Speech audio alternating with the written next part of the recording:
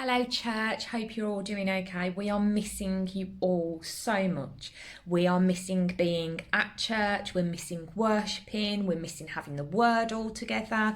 And yeah, who knows? Who knows when we'll be back? But God is so good. He has been faithful through all of this. He has kept us well, He's kept us with everything that we need. And I just stand in total awe of how God's working through this situation. So we are blessed. We are blessed, and we need to remember that. And I hope you've all had time going away and seeking God, as I spoke to you last time, and just spending time with Him and listening to His voice. And as I've gone away and I've spent more time with Him, I've seeked Him more, He gave me a word, and it's quite a simple word, quite a simple little thought from me today, and it's all about kindness. And in situations like this, we see people's kindness, we see people's love, we see people's kindness, and it's really good. And one of the things that I think have really impacted me is the kindness that I've seen within Londonderry. I think of the collection that we had for Kenya and the amount of money that we raised. And, you know, we all have different struggles in this time. We all have different struggles in life, never mind this specific time. But as we put that out, the kindness that people showed, to be able to bless the people in Kenya with the amount of money that we gave them, it is amazing. And I just was so encouraged by it. I've been so encouraged by people within church helping one another and people's needs being met, and God speaking to people when He knows that someone needs something, and He's speaking to the people of Londonderry and they're acting up on it and they're showing kindness. But in showing kindness, they're listening to God as well, and it's just beautiful. It's just absolutely beautiful. And you know, there's lots of kindness going on within Londonderry, and it's amazing. There's so many testimonies, it's incredible.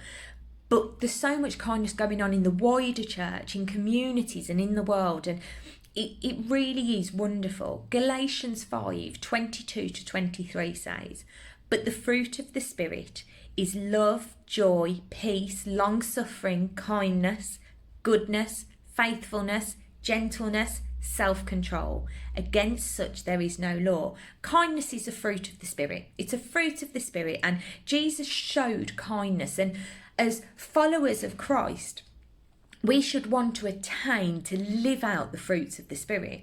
We should want to attain to live them out the best that we possibly can do. And we know that Jesus was kind. He lived showing the fruits of the Spirit. He is our example. And little quote here: kindness costs nothing but means everything. Being kind to someone doesn't need to be extravagant. It doesn't need to be big and bold. It does just need to be a smile, a hello, how are you, a message. It can be anything. It doesn't need to be some massive gesture that the whole world has to see. It doesn't need to be that. And kindness costs us nothing. It's of no cost to us. So to be kind is not a burden. It's not an extra thing for us. It's just what we should be. Colossians 3:12 says, "Therefore, as the elect of God, holy and beloved, put on tender mercies, kindness, humility, meekness, long-suffering, bearing with one another and forgiving one another. If anyone has a complaint against another, even as Christ forgave you, so you also must do." When we commit to God, when we stand and we follow Jesus, we change. We change, and you know, you will see changes in yourself. You'll see changes in people around you. And as we do that, the love and the empathy that we have for other people will become so much larger, so much bigger, so much greater. And every act of kindness it grows the spirit and it strengthens the soul. And kindness is a two-way thing, even though it may not seem it. As we are kind, it grows us, but it also encourages and blesses others. And we can all afford to be kind. There is no reason why we shouldn't be kind. When we have children, we say to them, if you've got nothing nice to say, don't say anything at all. Be kind, share your toys. As adults, we should still continue to live in kindness. And it's been wonderful seeing the kindness that's been shown through this time. And when all of this is over, this kindness still needs to continue. And I've had so many conversations where people have been shown kindness and they felt so blessed, so encouraged, so loved. And you can't put a price on those things. You just can't put a price on those things. And kindness doesn't, as I said, it doesn't need to be big. It doesn't need to be extravagant. It can just be a smile. It can just be a message. It could just be a meal being provided for someone. It doesn't need to be big and bold for everyone to see. It just needs to be simple. And we need to be kind to everyone, not just our family and our friends and our church family, but actually people that you meet in every single day life. You don't know what battles they're facing. So a kind word, a kind smile, a hello, how are you? Those things go a really long way. And unfortunately, through all of this time, I've also had some conversations with people where they haven't been shown kindness. And that's not great. It's not great.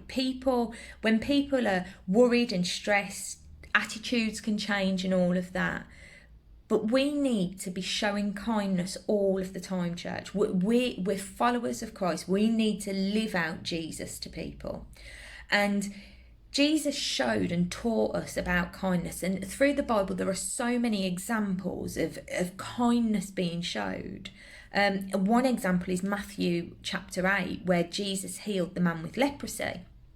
Now, back in Bible times, if you had leprosy, you were an outcast. You were an outcast, and Jesus didn't allow that to stop him showing kindness to this man. He didn't allow the fact that everyone else was like, if you've got leprosy, you're an outcast. You don't bother with people like that. Jesus was like, no, you do bother. So he showed kindness to the man and he healed him. And we need to learn and to be led by these examples that Jesus shows throughout the Bible. We rise by lifting others. Never look down on someone else. You could find yourself in their position one day. And if you find yourself in a position that actually isn't that great, what you will want is someone to reach out their hand and to kind of take your hand and to show you kindness. We're not above each other. We're not above each other. The person that lives in the biggest house and has the best cars and so much money in the bank is no better than the man that's sitting on the street that's lost his job and lost his family and has lost his house. There is no difference. And kindness needs to be shown to everyone. You need to show kindness to the people that are sitting on the streets, to the drug addicts, to the prostitutes, but you also need to show kindness to the rich. That there's no difference. There is no difference. And I think through all of this, one thing that I feel that God's kind of challenged me on is I want to show more kindness. I want to show more love. So one of my prayers at the moment is, God, give me that heart. Let it be bigger. Let it grow. Let it just be magnified. And I want my heart to show so much kindness, so much love. Ephesians 4:32 says, and be kind to one another, tender-hearted, forgiving one another as God in Christ forgave you. God forgave us. God forgave me at my worst. He forgives me at my best. He's there every single step of the way. So I should be for other people. And we need to walk in this kindness. We need to let this kindness ooze out of us and show people that actually there is difference. There is a difference with us, and the difference is Jesus. So we need to do that. It costs us nothing. It costs us nothing. Whatever your opinion is of people's different situations, you can still be kind. You can still be kind, no matter whether you agree with the situation or not. You can still show kindness. Everyone that we meet, our family, our friends, our church family, strangers, acquaintances, we should be showing kindness to. And after all of this is over, that kindness needs to continue to keep going. We need to stop criticising people. We need to stop criticising the way that people do things, the way that they look. We need to just show that kindness. And the one thing that we need to show the world more than anything is Jesus. And actually, one of the great examples that we can do by showing Jesus is to be kind. Bless you, church.